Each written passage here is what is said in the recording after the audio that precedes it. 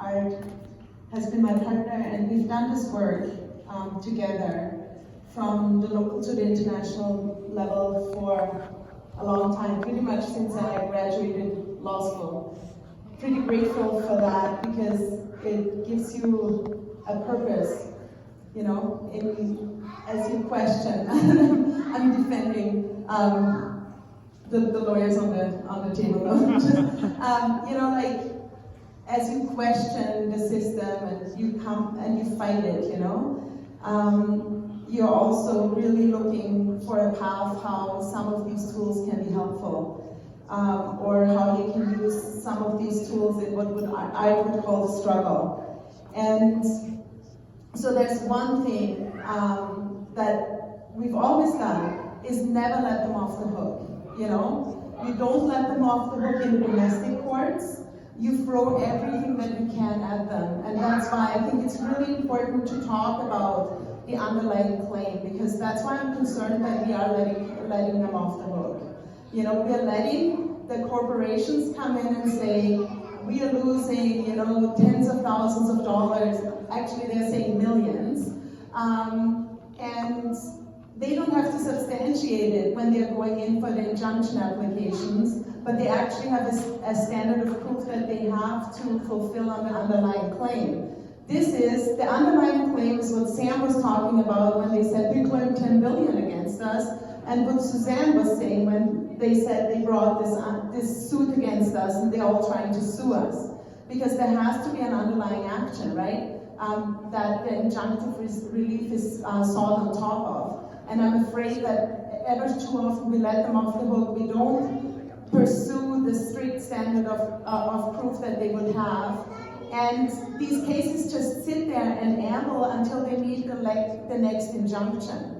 And so one of the things we did is, you know, like, always do the work from the local to the international level. And it's almost like a translation process that you have to engage in to make it clear how colonial that system is. And when we step into these domestic courts, they are what Chief Justice Marshall called the courts of the conqueror.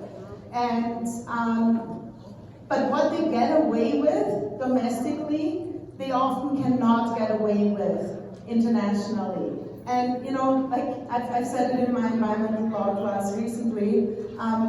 For example, the suggestion that Canada is making that you need more pipelines to transition to a green economy makes you look like an idiot if you say that internationally. I mean, it makes you look like an idiot everywhere, but, sorry. But you still get away with this in the Canadian economy. I had a student in a sustainability committee meeting here at TRU saying, it's a transitional fuel. He said this about LNG, and I said, that is a red herring, and it's totally wrong, and this is the sustainability committee. Let's just be clear, there is no such thing as a transitional fuel. You know, we have to transition now. And, you know, what all these land defenders were talking about on this panel was really, you know, protecting the environment for the little ones who are running around here and the next ones to come. Those are the ones that George Manuel dedicated his book to, that Art dedicated his book to. They were always thinking about the next generations.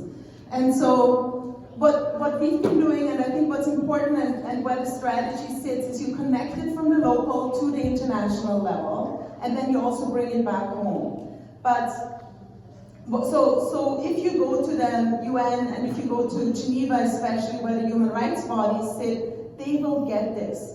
You know, we've done a lot of the work in front of the UN Committee on the Elimination of Racial Discrimination because they get the picture. They are some of the committees where the majority of the committee members are from what they call developing countries. They get the picture of colonization. They get that Canada is a colonial nation, is a settler colonial state. And, you know, we have what is wrong with the system down pat. I don't think anybody could have done it better than Art, and Art did it so beautifully, breaking down what is wrong with the system in terms of, and you hear Skahish talk about it, you know, dispossession, dependency, and then the oppression that comes at you with the injunctions and how the whole system is thrown at you. Or the darn rule of law arguments, you know, when really you want to say back, whose rule of law? You know, because it's also a suit law on the ground that is coming into play. It's Secwepemc law, it is Haida law. And when they reflect on it internationally, they get that picture. They get the injustice and they will speak out about it, like the Committee on the Elimination of All Forms of Racial Discrimination did early this year when they responded to what we call an early warning and urgent action procedure.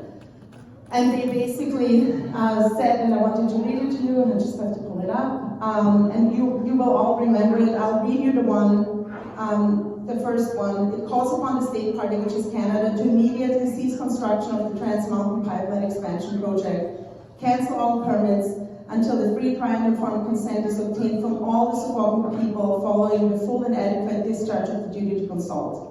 So they're making it clear what the flow of this should be and that the outcome should be consent. And they say the same about Coastal GasLink and the Wet'suwet'en, and they say the same about Site C as examples, but they're saying it for all projects. So, but what did it take to get there and to get these recommendations in terms of an early warning, urgent action?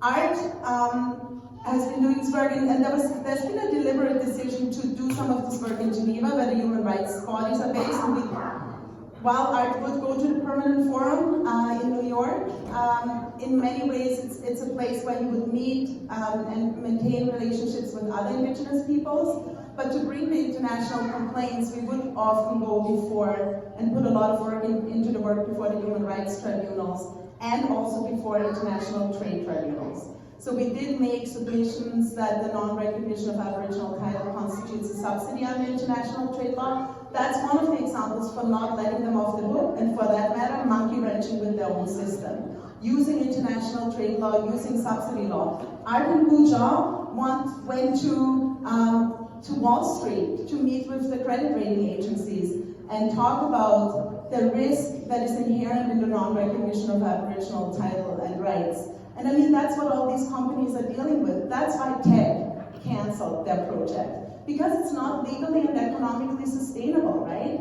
So you need to kind of go at them at all these levels. And Art, while he had what is wrong with the system on path, he didn't stop there.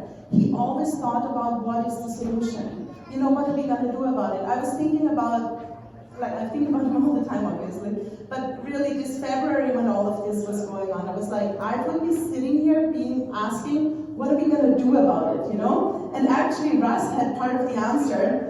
While he was talking about domestic policy, he was like, I would sit there and I'm thinking we need to articulate a bigger solution.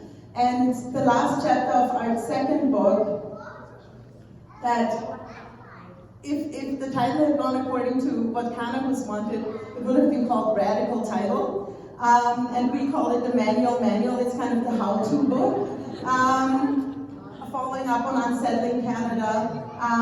But basically the last chapter is Art's 6-point program to self-determination. And it has really concrete things that in so many ways all the struggles are working on. But what it takes is a sustained effort. So we have been doing these submissions to the UN Committee on the Elimination of Racial Discrimination, the human rights bodies, for decades. I'm not kidding, you know? That's why they got the picture, and that's why in the end they came out with these concluding observations. So I think it's really important to sustain that effort. It's not quick work. You know, and equally, if you're preparing a human rights delegation, if you work with human rights observers, etc., you want them to come in, you need to do the lead-up work, right? And I think sometimes people miss that, or well, I worked so hard. He was up like every morning super early, you know, like I feel guilty because I'm the sleepyhead in the family. So he would already have spent hours emailing, you know, like 4 in the morning, he'd be doing this work, reaching out internationally, but also staying in touch with all the organizations and building those networks. And why did he do it? Because he wanted to keep the people on the ground safe. He would say, we're doing this work internationally so that the SWAT teams can't come in and don't come in. At Sun Peaks, we were always worried that the SWAT team, the Ninja Turtles, never fully came in, you know? But we're like, I hear you all, and I hear what you're speaking about, and really it is that deep concern for the land defenders and keeping them safe. where making that international connection is actually what can provide a certain level of safety and security, because there are other eyes watching. And Canada is susceptible to that. And while they're good, and I would quote Russ on the SWAT teams, he did in his book, that like the SWAT teams, they are good with words, but really this argument also falls flat internationally. You cannot domesticate international law. You have to implement international legal principles. So what Bennett and Trudeau are trying to do is not a qualification. It's a misqualification, and as far as I'm concerned, it should be a disqualification. If you're trying to show up internationally and say, oh no, this is how we're going to do this and interpret it, no, you are held to the highest international principles. And so we really have to keep their feet to the fire from the local to the international level. And when you're feeling that your affidavits and the testimony of your people is being dismissed at the domestic courts, it does make them look like idiots at the international level. Like these contradictions, they are starting to come to haunt them, and we just have to sustain and keep doing this work together and bringing the whole picture together. So it's not just about, like, what's all wrong with it. It's about where's the solution, where do we see the solution, and also articulating that. And I'm really looking forward to working together about thinking some of that through, because that's exactly what Art would have done and would have wanted to do. So, Kukshan, thank you.